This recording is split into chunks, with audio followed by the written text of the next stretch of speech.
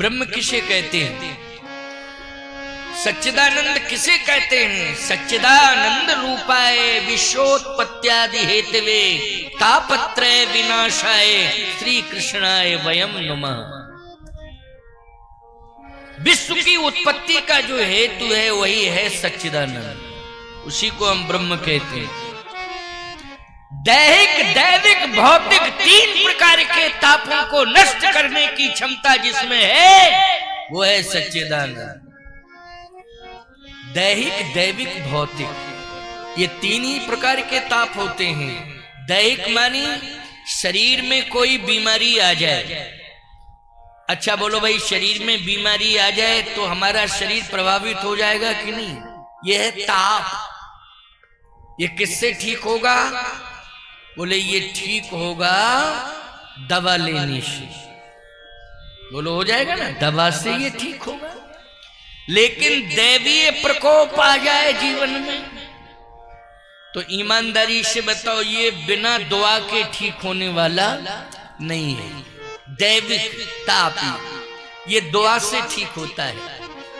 और एक बात आपको बताएं, भौतिक ताप जैसे धन का अभाव, भौतिक सुविधाओं का अभाव। बहुत से लोग कहते हैं नहीं हमारे पास क्या करें, इतना कमाते धमाते लेकिन कुछ बचता ही नहीं, कुछ हाथ में रहता ही नहीं। खूब कमाते हैं, खूब कमाते हैं महाराज, खूब प्रयास करते हैं लेकिन कुछ रहता ही नहीं हाथ में। इसका मतलब है कि आप भौतिक ताप से संतप्त हैं। लक्ष्मी भी आपका कब साथ देगी याद रखना, जब आप भगवान की भक्ति करोगे तो लक्ष्मी आपका साथ देगी। कुछ लोग कहते हैं महाराज ऐसे ऐसे लोगों के पास धन है जो भक्ति से कोसों दूर हैं, उनके पास धन है, प्रारब्ध के अनुसार वो भोग भोग रहे हैं, याद रखना। समझ गए हो कि नहीं? किसके अनुसार भोग रहे हैं? प्रारब्ध के अनुसार वो भोगों को भोग रहे हैं। लेकिन याद रखना, भोगों को भोगने दो उनको, उनका हिसाब किताब परमात्मा की अदालत में है, वो संसार की अदालत में नहीं है। जब वो मर के जाएंगे ना तो भगवान की अदालत में पाई पाई से हिसाब हो जाएगा। समझ लेना इस बात को, क्योंकि उस अदालत में किसी का सोर्स नहीं चलता है। उस अदालत में यदि कोई हमारा पक्षकार होता है तो वो पैसा नहीं होता है, भोग नहीं होते हैं। हमारा पक्षकार हमारा धर्म होता है, सत्कर्म होता है, जो हमारे पक्ष में खड़ा होकर के वकालत करता है भगवान की अदालत में। बोलो भाई, कौन करता है भगवान की अदालत में वकालत? हमारा सत्कर्म, हमारा सत्कर्म खड़े होकर के हमारी वकालत करता है। लेकिन इनको भोग भोगने दो, इनका पाई पाई से हिसाब भगवान की अदालत में होगा। थोड़े समय का इंतजार है। और वैसे भी अब तुम देख रहे हो बुलडोजर चल ही रहे। क्यों भाई? बड़े बड़े मकान, बड़ी बड़ी हवेलियां जो है बुलडोजरों से ध्वस्त कर दी गई हैं और खाते करोड़ों के सीज कर दिए गए हैं। बोलो भाई, पहले हिसाब बताओ, ये संपत्ति आई कहां से? बताओ हिसाब। मैं ईमानदारी से कह रहा हूं, जो वास्तव में ईमानदारी से कमा रहे हैं, खा रहे हैं, संतोष का धन से, संतोष के धन से ही संतुष्ट हो रहे हैं। बोलो, कोई जांच उनके खिलाफ आज तक बैठी? जल्दी बोलो, उनके खाते सीज किए गए क्या? किसी प्रकार की कोई चुनौती सरकार ने उनके सामने पेश की? लेकिन चुनौती उन्हीं के सामने आ रही है जो नंबर 2 का रिकॉर्ड बना करके तैयार किए थे। बस वो जो भोगों को भोगने के लिए कमाई धरे थे, उन्हीं के खाते सीज हो गए। याद रख। नहीं, मैं एक बात कहना चाहता हूं, टाटा बिरला का खाता सीज क्यों नहीं किया किसी सरकार ने? बोलो भाई, है हिम्मत किसी की? जल्दी बोलो, क्यों? रिकॉर्ड है उनका। बिरला जी के तो जहां जहां भी फैक्ट्रियां लगी हैं साहब, बड़े बड़े मंदिर बने हुए हैं वहां। न जाने कितने संत विद्वान वहां जाकर सत्संग कर रहे हैं, कथा कह रहे हैं। मैं ही प्रमाण बैठा हूं इसका। याद रखना, जिम सुख संपत्ति विनय बुलाए, धर्मशील पही जाए सुहाए। जो धर्मवान होता है संपत्ति उसके पास रहती है और ऐसी संपत्ति होती है कि याद रखना वो संपत्ति जांच के घेरे में नहीं आती है, क्योंकि परमात्मा के द्वारा रिकॉर्डेड संपत्ति है वो। समझ गए हो कि नहीं? इसलिए ऐसी संपत्ति कमाना गलत बात नहीं है, लेकिन संपत्ति कमाओ तो लेकिन नारायण के अधीनस्थ होकर के कमाओ। किसके अधीनस्थ होकर? नारायण के अधीनस्थ होकर जो लक्ष्मी हमें प्राप्त होती है। याद रखना, नारायण सदा उसको आदेश देते रहते हैं कि तुम्हें यहीं रहना है, यहीं रहना है। तुम चाहे जितना प्रयास करो, कहो यहीं रहना है, तो लक्ष्मी नहीं रहेगी। लेकिन नारायण कहेंगे तुम्हें यहीं रहना है, तो बोलो भाई वो संपत्ति रहेगी, लक्ष्मी रहेगी कि नहीं रहेगी? इसलिए जहां सुमति तहां संपत्ति नाम, जहां कुमति तहां विपत्ति निदान। जिम सुख संपत्ति भी नहीं बुलाए,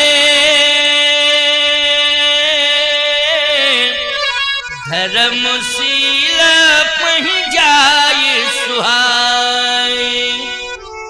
इसलिए हम लोग भौतिक ताप से आज संतप्त इसलिए हैं क्योंकि भगवान की शरण में असली रूप से नहीं है। सही रूप से भगवान की शरण में हो जाएं तो ये भौतिक ताप हमको प्रभावित नहीं कर पाएंगे। अच्छा, सुदामा जी को भौतिक ताप प्रभावित कर पाया था क्या? जल्दी बोलो। सुदामा जी ने मांगा है तो भगवान से भी नहीं मांगा था प्यारे, गए थे केवल भगवान के पास। मांगा कहां था?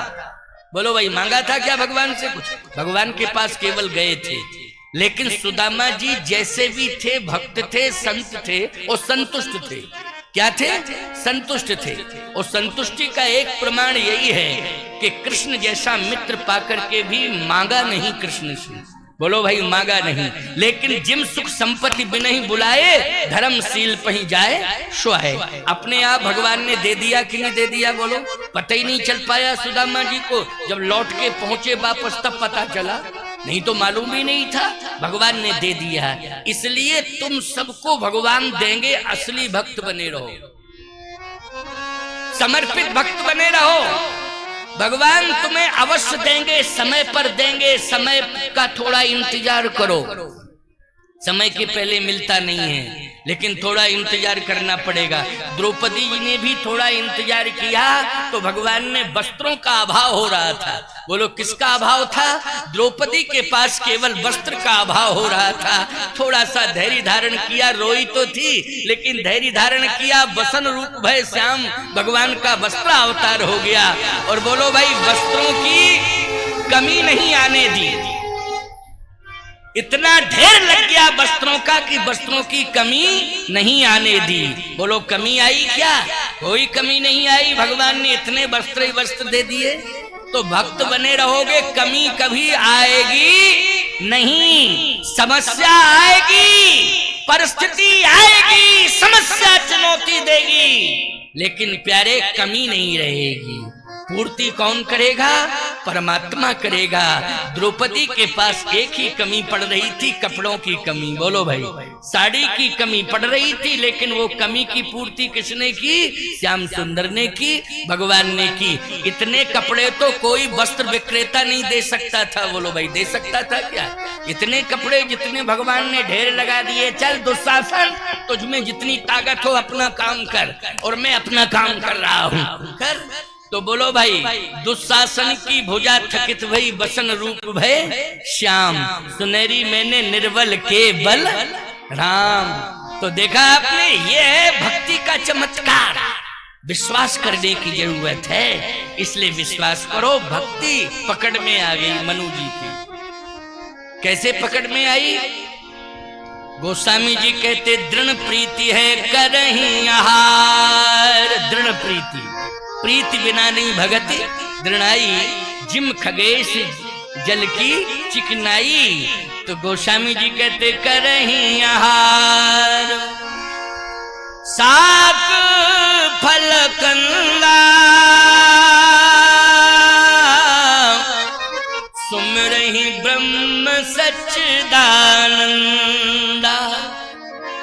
आप कहो महाराज दृढ़ प्रीति का कोई और उदाहरण दे दो। एक उदाहरण मैं और दे रहा हूं, क्या? मांगहि बर बहु भांति लुभाए, ओ परम धीर नहीं चलत चलाए। बोले कौन आए थे देने के लिए? बेदी हरिहर तप देख अपारा, मनु समीप आए बहुबारा। मांगहि बर बहु भांति लुभाए, लेकिन परम धीर नहीं चलत चलाए। बोलो ये दृढ़ प्रीति है कि नहीं? ब्रह्मा जी कह रहे मांग लो मांग लो मांग लो। मनु जी ने कहा ब्रह्म चाहिए ब्रह्म। ब्रह्मा जी बोले ब्रह्म तो पकड़ में ही नहीं आता है, कैसी बात कर रहे हो? ब्रह्म कहाँ पकड़ में आता है? बोलो भाई, ब्रह्म पकड़ में नहीं आता है।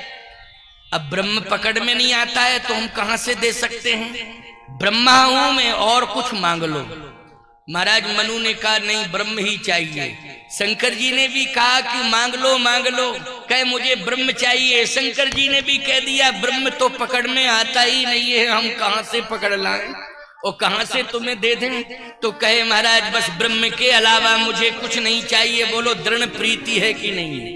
ये क्या, इसको क्या कहते हैं? बोलो दृढ़ प्रीति कहते हैं। इसका मतलब है कि भक्ति की शक्ति मिल गई महाराज मनु को। बोलो मिल गई भक्ति की शक्ति की नहीं? ना हिल रहे हैं ना डुल रहे हैं, बड़े बड़े प्रलोभन किए जा रहे हैं, लेकिन महाराज मनु अचल प्रतिष्ठित हैं। विधि हरिहर तप देख अपारा, मनु समीप आए बहुबारा। मांगहि बर बहु भांति लुभाए, परम धीर नहीं चलत चलाए। परम धीर नहीं चलत चलाए। धीर नहीं परम धीर है। परम धीर, परम में पूर्णता है। परम में क्या है? पूर्णता। मतलब ऐसा धैर्य है कि डिगने वाला नहीं है। ब्रह्मा विष्णु महेश तीनों चले गए प्यारे। उन्होंने कहा ब्रह्म चाहिए। भक्ति से वो ब्रह्म निर्गुण से सगुण बन जाता है। किससे बन जाता है? भक्ति से बन जाता है। निर्गुण से सगुण बन जाता है और किसी में ताकत नहीं है। बड़े बड़े ज्ञानी जो है पकड़ने की कोशिश करते हैं, लेकिन ज्ञानी नहीं पकड़ पाते हैं उसे, लेकिन भक्ति पकड़ लेती है उस ब्रह्म को। एक प्रमाण में आपको दे रहा हूं, सुनते जाइए। अयोध्या में वो ब्रह्म आया और जब उसने लीला की तो उस लीला में दशरथ जी ने पकड़ने की कोशिश की। तो दशरथ जी क्या है? ज्ञान है। और कौशल्या जी क्या है? भक्ति है। दशरथ जी क्या है? ज्ञान है। कौशल्या जी क्या है? भक्ति है। जब ब्रह्म ने लीला की अयोध्या में तो दशरथ जी ने पकड़ने की कोशिश की, दशरथ जी पकड़ नहीं पाए। प्रमाण क्या है? प्रमाण है भोजन की थाली आ गई, सामने रखी है। अच्छा, आप अपने बच्चों से प्यार करते हो और कोई चीज खाने की वस्तु आपके सामने आ गई तो बच्चा दिखाई दे रहा है तो आप प्रयास क्या करते हो? पकड़ने की कोशिश करते हो कि ये प्यारा प्यारा बच्चा मेरी गोद में बैठ जाए, मैं भी खाऊं, इसे भी खिलाऊं। बोलो यही तो प्यार है, यही तो प्रेम है। दशरथ जी ने भी यही सोचा कि ये राम मेरा कितना लाडला प्यारा है, मेरे सामने ये 56 प्रकार के व्यंजन आ गए, जरा राम को पकड़ लूं और बिठाऊं और खिलाऊं। तो गोस्वामी जी कहते भोजन करत बुलावत राजा, और नहीं आवत तज बाल समाया। बार बार बुला रहे हैं दशरथ जी। एक बार तो दशरथ जी महाराज दौड़े पकड़ने के लिए, लेकिन नहीं आवत तज बाल समाजा। छिप गए राम जी, छिप गए, दशरथ जी को दिखाई नहीं दे रहे हैं। लेकिन कौशल्या जब बोलन जाई तो ठुमुक ठुमुक प्रभु चलही पराई। कौशल्या भक्ति है, भक्ति जब दौड़ी पकड़ने के लिए तो बोलो वो ब्रह्म पकड़ में आ गया कि नहीं आ गया? भक्ति के पकड़ में। ज्ञान नहीं, लोग नहीं पकड़ पाएंगे उसे, वो ज्ञानी कहां पकड़ पा रहे हैं, लेकिन भक्तों ने पकड़ा। बोलो किसने पकड़ा? भक्त ने। इसलिए भक्ति में बड़ी शक्ति है, बड़ी ताकत है। भक्त बनने की कोशिश करो। आज ब्रह्मा विष्णु महेश चले गए, कहा कि ब्रह्म ब्रह्म बार बार कह रहे हो, ब्रह्म को कोई पकड़ ही नहीं सकता है, क्या ब्रह्म ब्रह्म रटना लगाए हो, ब्रह्म नहीं आएगा पकड़ में। महाराज मनु ने कहा कि पकड़ में नहीं आएगा तो प्राण तो दे ही सकता हूं मैं, इतना तो अधिकार है ही। पकड़ में नहीं आएगा तो प्राण दे दूंगा। देखो ये दृढ़ प्रीति है। क्या है ये? दृढ़ प्रीति है। पकड़ में नहीं आएगा तो प्राण दे दूंगा। भगवान पकड़ में नहीं आ रहा है तो प्राण देने के लिए तैयार हैं। कौन? महाराज मनु। और तुम लोगों की कंडीशन क्या है? तुम लोगों की कंडीशन तो ये है कि अगर तुम्हारी च्वाइस पूरी नहीं होती है तो तुम प्राण देने के लिए तैयार हो जाती हो। बोलो यही कंडीशन है कि नहीं? तुम्हारी च्वाइस तुम्हारी भगवान को पाने की नहीं है, तुम्हारी च्वाइस है संसार के भोग पदार्थों को पाने की। बोलो ये गलती तो नहीं है, गलत तो नहीं कह रहा हूं। संसार के जितने भोग पदार्थ हैं उनको पाने की च्वाइस तुम्हारी हाथ है। लेकिन प्यारे वो भोग पदार्थ संसार के जब तुम्हें नहीं मिलते हैं तो बोलो जीवन से रूठ जाते हो कि नहीं रूठ जाते हो? और यहां तक कि संसार से जाने का इंतजाम भी कर लेते हो। बोलो कर लेते हो कि नहीं? एक दो घटनाएं मैं आपको बता दूं, आपके संज्ञान में भी होंगी, क्योंकि समाचार तो सब सुनते ही रहते हैं। एक बाप ने अपने बेटे को डांटा और कहा बेटा बहुत हो गया, अब बर्दाश्त से बाहर है, आज के बाद तुम घर में शराब पी के नहीं आओगे, बहुत हो गया है, सहते सहते बहुत दिन हो गए हैं, अब अंतिम वार्निंग दे रहा हूं कि तुम शराब पी करके घर के अंदर नहीं आओगे। उसने कहा कि आऊंगा नहीं, लेकिन एक बार अंतिम इच्छा की पूर्ति कर दो। क्या है? बोले एक बार अंतिम डोज के लिए पैसा और दे दो, बस छोड़ने के पहले एक अंतिम डोज दे दो, उसके लिए पैसा दे दो, बस इसके बाद ना पीऊंगा और ना पी करके कभी घर आऊंगा, चिंता मत करो। बाप ने कहा सुन, ना तो पैसा दूंगा और ना आज के बाद शराब पीने दूंगा। उसने कहा तो आप मेरा मुंह भी नहीं देख पाओगे। उसने भी कह दिया कि ठीक है, जब तू इसी पर आमादा हो गया है तो तू जान, तेरा जीवन जान, मैं क्या जानूं। मैं केवल फल का ही त्याग नहीं किया, यहाँ जल का भी त्याग कर दिया। अब तो फल और जल दोनों का त्याग हो गया। शरीर कैसा हो गया? अस्थि पंजर, हड्डी हड्डी दिखाई देने लगी, हड्डियां दिखाई दे रही हैं, याद रखना। लेकिन संकल्प क्या है? भगवान का दर्शन जब तक नहीं कर लूंगा, ना फल ग्रहण करूंगा ना जल ग्रहण करूंगा। बोलो ये संकल्प ज्ञानी लेता है कि भक्त लेता है? जल्दी बोलो। ये संकल्प केवल भक्त लेता है। बोलो लेता है कि नहीं? ज्ञानी तो सोच लेता है कि नहीं नहीं नहीं, जो ज्ञान है वही भगवान है। ज्ञानी क्या कहता है? जो ज्ञान है वही भगवान है। मेरे जीवन में ज्ञान है वही तो भगवान है। कौन भगवान? किस भगवान की बात कर रहे हो? ज्ञान ही भगवान है। नहीं नहीं नहीं, भक्त कहता है प्रकट होना पड़ेगा। क्या होना पड़ेगा? प्रकट होना पड़ेगा।